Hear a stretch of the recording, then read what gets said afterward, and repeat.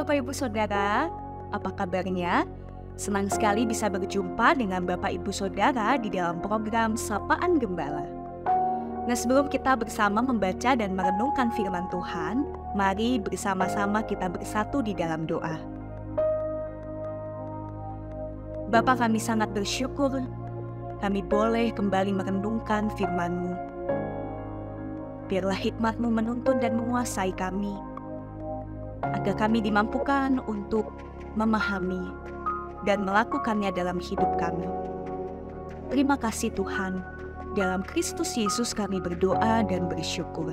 Amin. Bapak Ibu Saudara, bacaan perenungan kita pada hari ini diambil dari Markus pasal 2 ayatnya yang ke-18 sampai 22.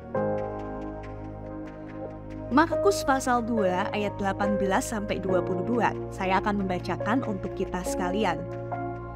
Pada suatu kali ketika murid-murid Yohanes dan orang-orang Farisi sedang berpuasa, datanglah orang-orang dan mengatakan kepada Yesus, "Mengapa murid-murid Yohanes dan murid-murid orang Farisi berpuasa, tetapi murid-murid-mu tidak?"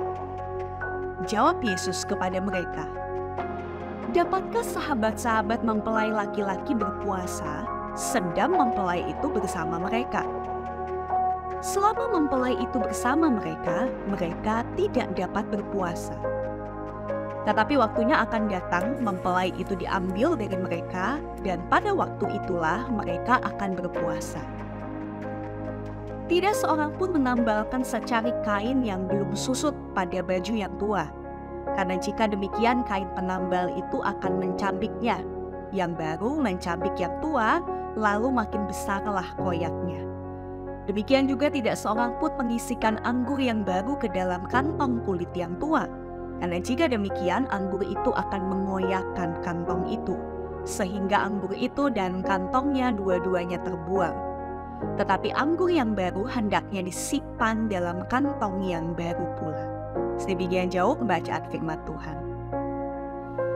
Nah saudara, dalam perikop kita pada hari ini, Yesus memberikan pengajaran pada kita tentang apa sih makna puasa yang sesungguhnya. Percakapan ini dimulai ketika ada sekelompok orang datang dan melaporkan bahwa murid-murid Yohanes dan orang-orang Farisi berpuasa. Tapi mengapa murid-murid Yesus tidak berpuasa? Nah, kita perlu mengetahui latar belakangnya, bahwa pada saat itu murid-murid Yohanes Pembaptis berpuasa karena mereka sedang berduka atas meninggalnya Yohanes Pembaptis. Sedangkan orang-orang Farisi berpuasa karena memang mereka melihat puasa hanya sebagai kewajiban agama semata. Namun ketika mereka menegur Yesus, justru ini menjadi sarana bagi Yesus untuk memberikan pengajaran tentang apa dan bagaimana seharusnya kita melakukan puasa, serta berbagai ritual peribadahan lainnya. Yang pertama, Yesus menyatakan bahwa puasa itu harus dilakukan pada waktu yang tepat. Saudara, puasa pada kala itu biasa dipahami sebagai simbol berduka dan menyangkal diri. Sehingga itulah mengapa di ayat 19-20 Yesus mengatakan, "Bagaimana mungkin seorang bisa berpuasa apabila mereka sedang bersukacita?" Ini sama halnya dengan para sahabat mempelai yang sedang bersama dengan mempelai. Mereka tidak mungkin berpuasa pada kala itu karena sedang berada dalam momen sukacita. Lalu yang kedua, Yesus menyatakan bahwa puasa itu harus dilakukan dengan cara dan tujuan yang tepat. Kalau kita melihat ayat 21, di sana Yesus memberikan perumpamaan tentang menambal baju lama dengan kain baru. Apa maksudnya ini? Yesus ingin mengatakan bahwa tidak tepat kalau seseorang itu menutupi dan menambal dosanya dengan melakukan berbagai ritual keagamaan.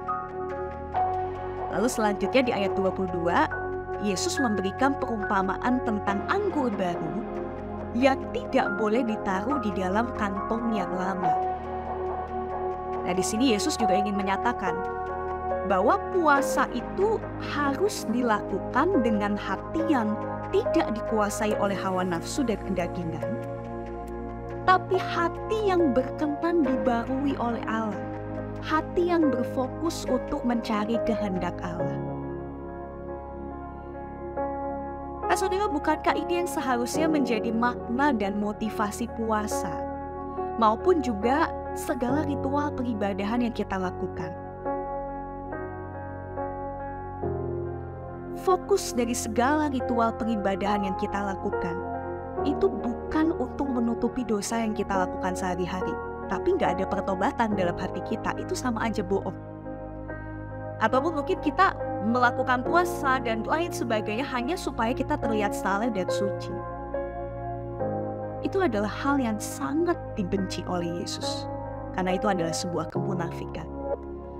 Tapi saudara, biarlah Allah, kehendaknya dan rancangannya itu yang terus menjadi fokus dalam peribadahan kita, sehingga hidup kita semakin hari semakin memancarkan kemuliaannya.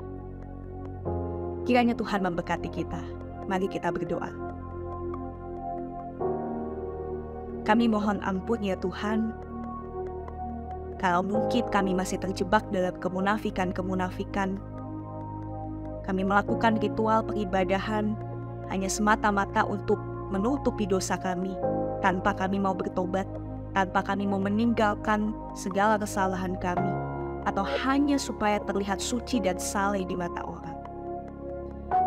Kami sadar bahwa segala ritual yang dapat kami lakukan, semuanya itu bertujuan supaya kami fokus kepada Engkau, fokus untuk mencari kehendak-Mu, fokus untuk peka terhadap kehendak-Mu, dan juga melakukan apa yang Kau senangi.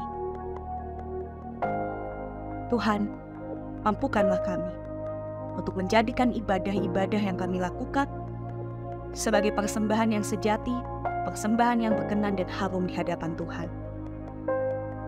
Terima kasih Tuhan. Dalam Kristus Yesus kami berdoa dan bersyukur. Amin.